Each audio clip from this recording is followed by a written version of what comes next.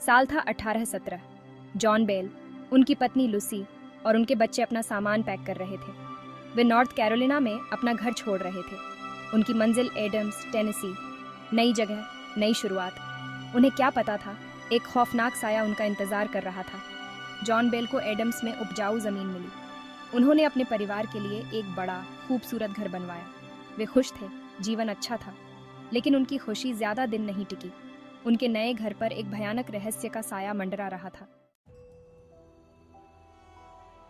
शुरुआत में बस फुसफुसाहट होती थी। रात के सन्नाटे में धीमी, अस्पष्ट आवाजें, फिर खरोंचने की आवाजें आने लगीं, जैसे कोई लकड़ी पर नाखून मार रहा हो। बच्चों के कमरे के दरवाजे के ठीक बाहर। बेल परिवार ने इसे नजरअंदाज कर दिया। उन्होंने हवा और जानवरों को दोष दिया, लेकिन दिल ही दिल में बेचैनी का एक बीज बोया जा चुका था। दिन हफ्तों में बदल गए। अजीबोगरीब घटनाएं जारी रहीं। चीजें अपने आप हिलने लगीं। पलंग हिंसक रूप से हिलते। बच्चे डर के मारे थर थर कांप रहे थे। जॉन और लूसी बेल अब इसे और नजरअंदाज नहीं कर सकते थे। उनके घर में कुछ बहुत गड़बड़ थी। इस अदृश्य शक्ति ने अपनी मौजूदगी का एहसास कराना शुरू कर दिया। यह शक्ति धीरे धीरे अपने प्रभाव को बढ़ा रही थी, जैसे कि यह किसी बड़े उद्देश्य की तैयारी कर रही हो। इसने परिवार की खूबसूरत बेटी, जवान बेट्सी बेल, को अपना निशाना बनाया। बेट्सी, जो पहले एक खुशहाल और चंचल लड़की थी, अब हमेशा डर और चिंता में रहने लगी थी। उसने उसके बाल खींचे, उसे छूटी भरी और नोचा। बेट्सी के शरीर पर अनगिनत खरोंचें और चोटें दिखाई देने लगीं, जो इस अदृश्य शक्ति के क्रूरता का प्रमाण थीं। यह आवाज़ उसे धमकियां देती। यह कहानियां और भी डरावनी हो गईं, जब इसने सीधे तौर पर बेट्सी से बात करना शुरू किया, उसे डराने और धमकाने के लिए। अपनी शक्ति का घमंड करती। यह शक्ति अपने आप को सबसे ऊपर मानती थी और अपने हरकतों से यह साबित करने की कोशिश करती थी कि कोई भी इसे रोक नहीं सकता। जॉन बेल, एक मजबूत और जिद्दी आदमी, इसका अगला शिकार बना। जॉन, जो परिवार का मुखिया था, अब इस अदृश्य शक्ति के सामने बेबस महसूस करने लगा।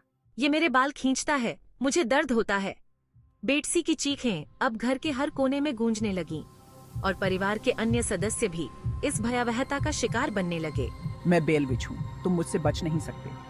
ये शब्द अब परिवार के हर सदस्य के कानों में गूंजने लगे, जैसे कि यह शक्ति हर समय उनके साथ हो। ये शक्ति और भी दुस्साहसी होती गई। इसके हमले और भी ज्यादा खुलेआम होने लगे। अब यह शक्ति केवल रात में ही नहीं, बल्कि दिन के उजाले में भी अपने प्रकोप को दिखाने लगी। इसने एक स्पष्ट, खौफनाक आवाज में बात की। यह आवाज इतनी भयानक थी कि सुनने वाले के रोंगटे खड़े हो जाते थे।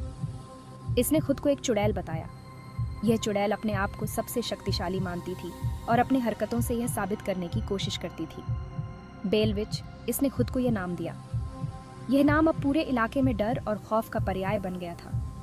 यह खबर जंगल की आग की तरह पूरे एडम्स में फैल गई। हर कोई इस अदृश्य शक्ति के बारे में बात करने लगा और यह खबर हर किसी के होठों पर थी।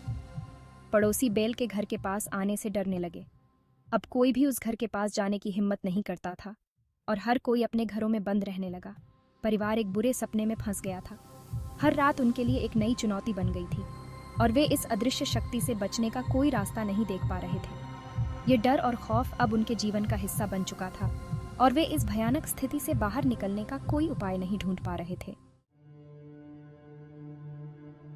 जॉन बेल को चुड़ैल के क्रोध का खामियाजा भुगतना पड़ा। यह एक ऐसा समय था जब अंधविश्वास और डर ने लोगों के दिलों में घर कर लिया था। जॉन बेल, जो कभी एक खुशहाल और स्वस्थ व्यक्ति था, अब एक भयानक दुःस्वप्न में जी रहा था। उसने उसके खाने में जहर मिलाया। यह जहर केवल उसके शरीर को नहीं, बल्कि उसकी आत्मा को भी धीरे धीरे नष्ट कर रहा था। हर निवाला उसे और अधिक कमजोर बना रहा था। उसे पागलपन के कगार पर धकेल दिया।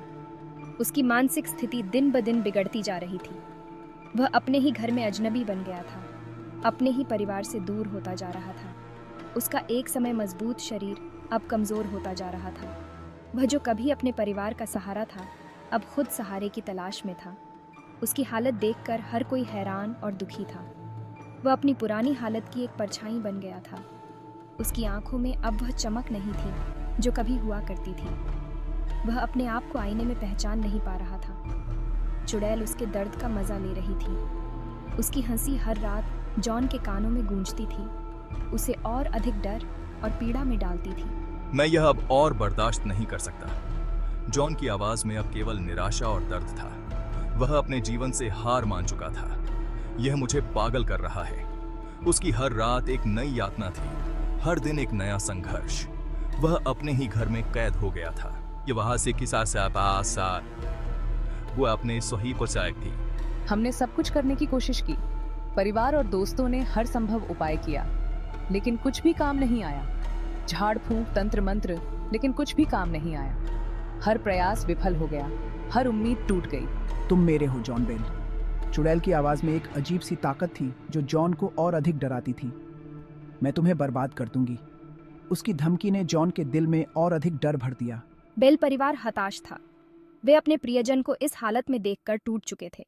हर कोई उसकी मदद करना चाहता था, लेकिन कोई नहीं जानता था कि कैसे। उन्होंने हर उस शख्स से मदद मांगी जो उनकी सुन सकता था। पुजारियों ने झाड़ फूंक की, पड़ोसियों ने उपाय बताए, लेकिन हर प्रयास विफल हो गया। लेकिन कुछ भी काम नहीं आया। हर कोई निराश और हताश था। जॉन की हालत दिन ब दिन बिगड़ती जा रही थी। बेलविच बहुत शक्तिशाली थी। उसकी ताकत का कोई मुकाबला नहीं कर सकता था। वह हर किसी को अपने वश में कर लेती थी। उसने उनके हर प्रयास का मजाक उड़ाया। उसकी हंसी हर किसी के दिल में डर भर देती थी। उसने जॉन बेल को बर्बाद करने की कसम खाई थी और वह अपने इरादे में सफल हो रही थी। जॉन का जीवन अब केवल एक दुःस्वप्न बनकर रह गया था। 5वां भाग, चुड़ैल का अभिशाप। यह कहानी एक ऐसे अभिशाप की है जिसने एक पूरे परिवार को अपनी चपेट में ले लिया था। चुड़ैल की धमकियां खास थीं। उसकी आंखों में एक अजीब सी चमक थी और उसकी हंसी में एक खौफनाक गूंज थी। वह अपने इरादों में स्पष्ट थी और किसी भी हद तक जा सकती थी। वह जॉन बेल को मरा हुआ देखना चाहती थी। उसकी नफरत इतनी गहरी थी कि उसने जॉन बेल की मौत की भविष्यवाणी कर दी थी। मैं तुमसे वादा करती हूँ जॉन बेल, तुम्हारी मौत धीमी और दर्दनाक होगी। तुम्हारी हर सांस तुम्हें मौत के करीब ले जाएगी। वह उसे उसकी अपनी मौत के भयानक वर्णन से डराती रही। हर रात जब जॉन सोने की कोशिश करता, चुड़ैल की आवाज उसके कानों में गूंजती। परिवार लगातार डर के साए में जी रहा था। हर कोने में उन्हें चुड़ैल की मौजूदगी का एहसास होता था। वे जानते थे कि वे कभी भी सुरक्षित नहीं थे। वे जानते थे कि चुड़ैल कुछ भी करने में सक्षम थी। उसकी शक्तियां असीमित थीं और उसकी क्रूरता की कोई सीमा नहीं थी। यह पीड़ा, यह डर, यह अनिश्चितता, यह मुझे तोड़े जा रही है। मैं अब और सहन नहीं कर सकता। यह अभिशाप मेरी आत्मा को खा रहा है। जॉन बेल, जो कभी एक गर्वी और दृढ़ व्यक्ति था, अब टूट चुका था। वह मुरझा रहा था। उसकी आंखों में अब वह चमक नहीं थी और उसका शरीर कमजोर हो चुका था। उसका परिवार डर के मारे देखता रहा, क्योंकि उसकी जिंदगी धीरे धीरे खत्म हो रही थी। वे कुछ नहीं कर सकते थे, सिवाय इसके कि वे उसकी पीड़ा को देखें और महसूस करें। वे जानते थे कि चुड़ैल का अभिशाप असर कर रहा था। हर दिन, हर पल वे इस अभिशाप के प्रभाव को महसूस कर रहे थे। यह एक अंतहीन दुःस्वप्न था जिससे वे कभी नहीं जाग सकते थे। 6ठा भाग, मौत की काली परछाई। एक ठंडी दिसंबर की सुबह जॉन बेल मृत पाए गए। उनकी मौत उतनी ही रहस्यमय थी जितनी कि यह पूरी घटना।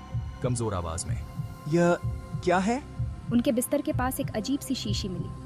इसमें एक रहस्यमय काला तरल पदार्थ था। क्या बेलविच ने आखिरकार अपने शिकार को पा लिया था? परिवार शोक में डूब गया, लेकिन उनके दुख के साथ राहत भी थी। जॉन बेल आखिरकार चुड़ैल की यातना से मुक्त हो गए थे। लेकिन सवाल अभी भी बना हुआ था, बेल परिवार का क्या होगा अब जब चुड़ैल को उसका इनाम मिल चुका था? क्या उनका यह बुरा सपना कभी खत्म होगा?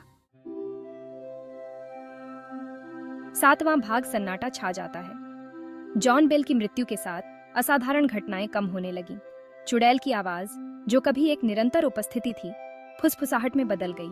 शारीरिक हमले बंद हो गए। बेल परिवार हालांकि हमेशा के लिए डरा हुआ था, लेकिन धीरे धीरे ठीक होने लगा। जीवन धीरे धीरे सामान्य होने लगा। कुछ लोगों का कहना है कि बेलविच अचानक ही चली गई जिस तरह आई थी। उसका उद्देश्य जो भी रहा हो पूरा हो चुका था। दूसरों का मानना है कि यह अभी भी एडम्स, टेनेसी की परछाइयों में छिपी हुई है, अपने अगले शिकार की प्रतीक्षा कर रही है। 8वां भाग, एक भूत या विरासत। बेलविच की कहानी आज भी जिंदा है। यह एक शिक्षाप्रद कहानी है जो अलाव के पास फुसफुसाते हुए और धीमी आवाज में सुनाई जाती है। बेल फार्म, जो अब एक लोकप्रिय पर्यटन स्थल है, उन भयावह घटनाओं की याद दिलाता है जो यहाँ घटी थी। क्या बेलविच असली थी या ये परिवार की सामूहिक कल्पना की उपज थी? इसका जवाब समय के साथ खो गया है। लेकिन एक बात तो तय है, बेलविच की कहानी आज भी लोगों को मोहित और भयभीत करती है, अमेरिकी लोक कथाओं में अपना स्थान बनाए हुए है।